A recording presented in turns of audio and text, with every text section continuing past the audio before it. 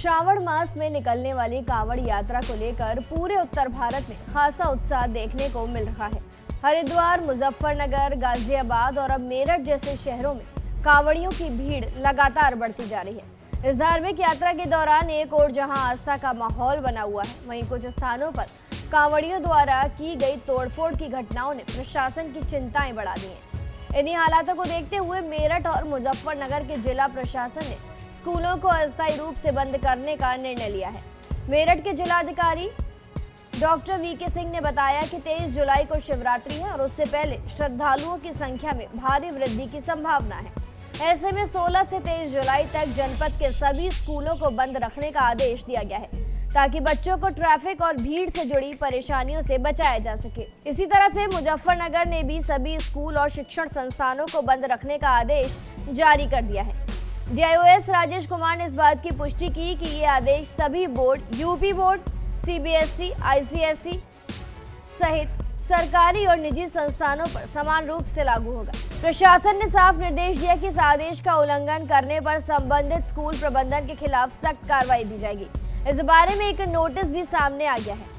कांवड़ यात्रा के दौरान सुरक्षा और व्यवस्था बनाए रखने के लिए ट्रैफिक पुलिस और जिला प्रशासन लगातार सक्रिय है।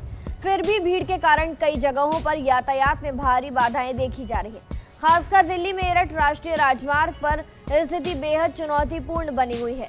इस हाईवे को वन वे घोषित कर दिया गया है, जिससे यातायात केवल एक दिशा में चलाया जा सके। इस कदम का उद्देश्य श्रद्धालुओं को सुरक्षित और सुविधाजनक मार्ग प्रदान करना है, लेकिन इससे सामान्य यात्रियों को भारी दिक्कतों का सामना करना पड़ रहा है।